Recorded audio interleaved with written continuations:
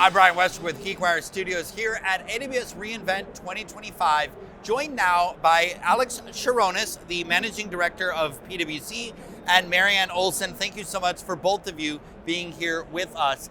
We've got a lot to chat about. You were the premier launch partner for CloudWatch Unified Data Store, and I want to talk about how that partnership really illustrates a broader approach to connected observability and more.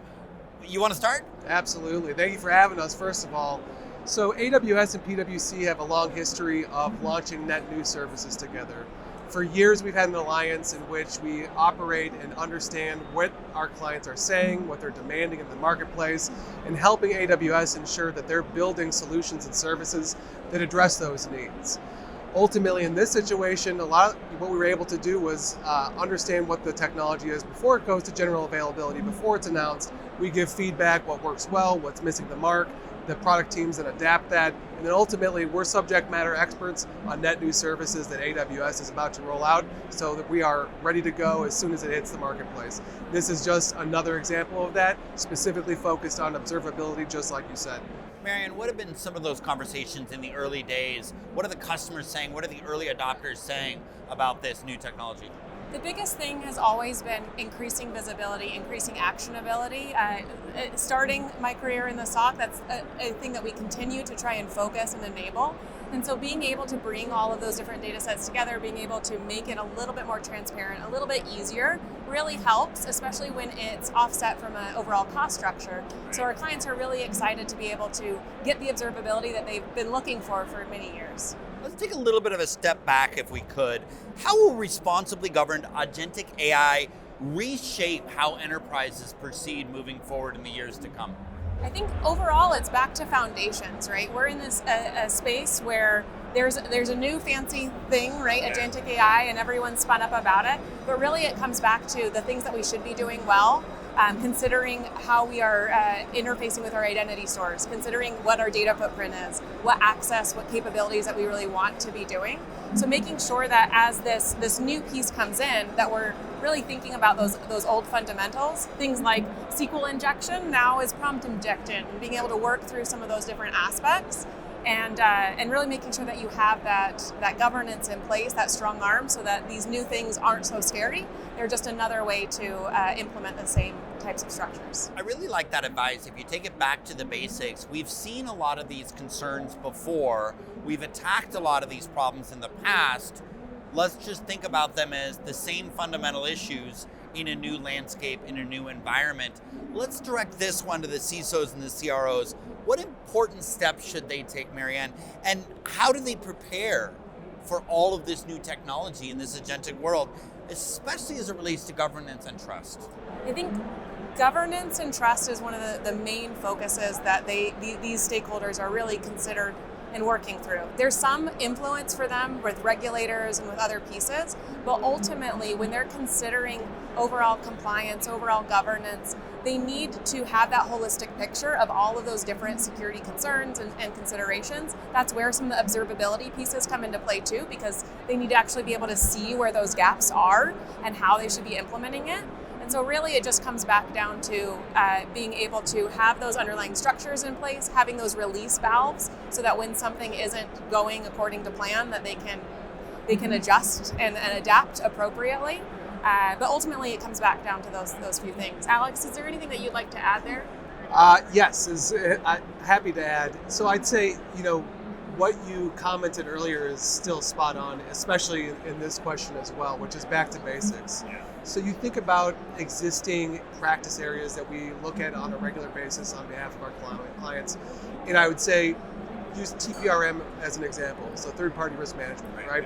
And so now all of a sudden we have this new technology called AI, and it's being implemented. And 2 years ago, 3 years ago, a CISO could make the decision whether or not they wanted to actually have that in their stack, in their environment.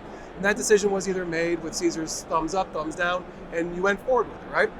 Nowadays, thinking about that through a third-party lens, every single software provider in the stack is now rolling out or already has rolled out AI capabilities.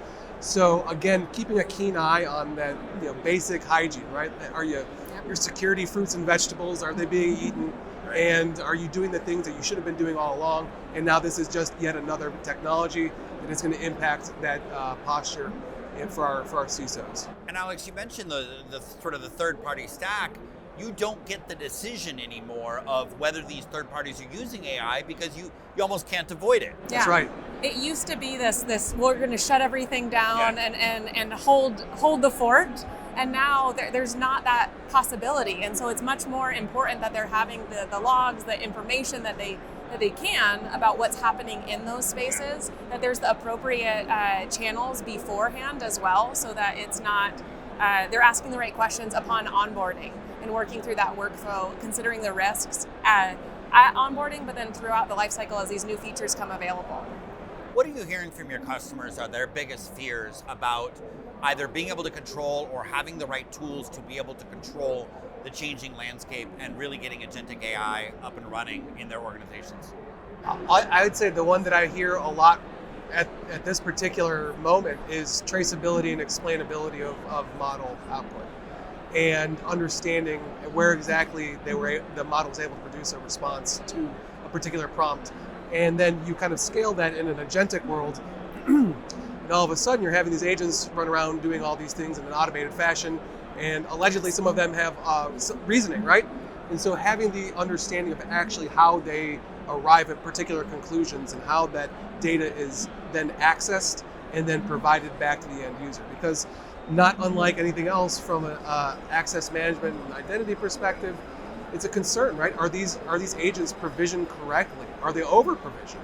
It's the same or worse type of a threat that we would see if that mistake happens. So I'd say those are the big ones that I'm hearing. I don't know if you're hearing anything differently, but no, I think to double down on that, right? You think about the challenge that often happens with these larger companies and in training or onboarding an employee, right? They bring somebody in and they say, okay, this is your job. And if they don't have the right training, they don't have the right capabilities, and they're given all of this access, they're a huge threat too. But if they're not considering, if there's not that governance pipeline, if there's not those considerations into the training, the capabilities, what access that it has, and how it should be orchestrating, it's essentially bringing in a completely untrained employee and releasing them wild. And insider threat has been one of the biggest things for a long time. So you're now just shifting that insider threat profile to a learning bot that is there deployed. So start with the employee onboarding, even for the AI employees, much like you would the human employees. Great advice, great tips, and I'm really glad there are smart people like the two of you watching out for us. Thank you so much for joining us, Alex and Marianne with PwC.